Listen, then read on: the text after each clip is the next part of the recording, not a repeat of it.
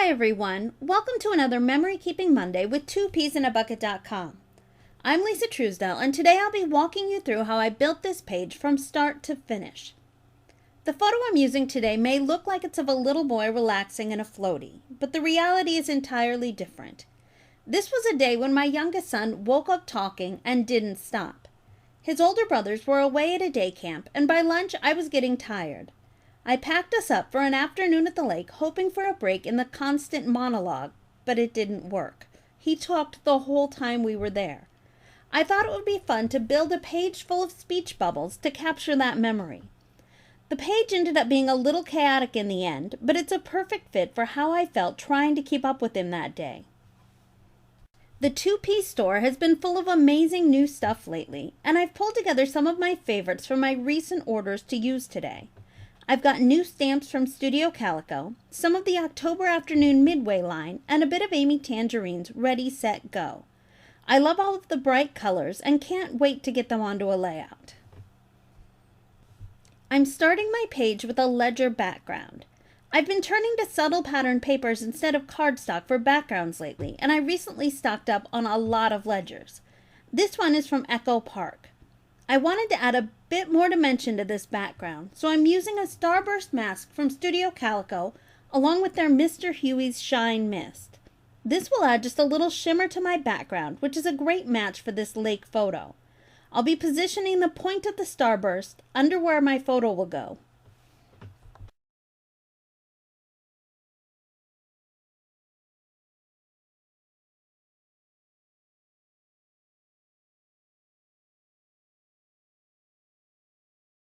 When I saw these new vellum die-cut speech bubbles by Twine and Ink, I knew they'd be a perfect starting point for this page.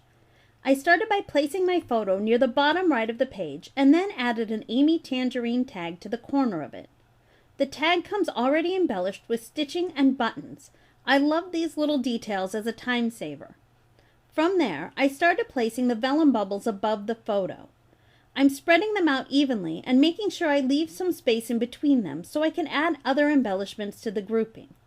I wanted to keep with the speech bubble theme, so I grabbed these new stamps from Studio Calico. They're exclusive to 2Ps, and I knew the big speech bubble would be perfect. I stamped it onto neutral pattern paper and then cut out the shape before adding it to my page. I'll add my journaling to it later. Next, I'll start to fill in around the speech bubbles with other die cuts and embellishments. I still haven't glued anything down at this point. I want to be able to move things around and make adjustments as I bring in more layers. I'm using die cuts from Amy Tangerine and October Afternoon, and the wood veneer hexagons are from Studio Calico. There's really no right or wrong to this. Just start adding bits and pieces and moving them around until it looks right. I'm trying to balance out the colors that I'm using, and I'm making sure that I spread out the dimensional accents. There are still a few more big empty spots in my design, so I'm going to bring in some vellum arrows from Twine and Ink, and then add some more stamps from the Studio Calico set. I like to place the actual clear stamps right onto my background to get a feel for how they'll work before I commit ink to paper. I'll go ahead and glue and stitch everything down before I stamp these images. I have a lot of floating elements on the page, and I want to give them a strong base at the bottom of the layout. I'm starting with this wide gray striped washi from Freckled Fawn and placing it about 1/2 inch from the bottom of the page. I'm laying it underneath my photo and stretching it almost all the way across the background. Next, I'll layer this dark wood grain paper along the very bottom of the page. I like to use darker tones here at the bottom to balance everything else going on the layout. I also want to bring a little color up to the top of the page, so I'll be starting with a navy border, and then I'll add a bit of green pattern paper over to the right side.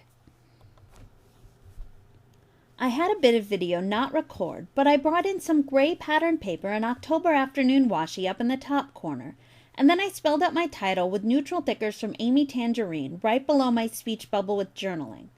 I also added some red heart washi to draw attention to the title and to pick up on some of the other reds that I've used on the page.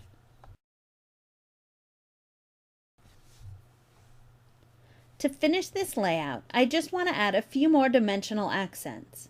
I'm starting with October afternoon brads, one by the speech bubble, one on the right, and one up at the top left.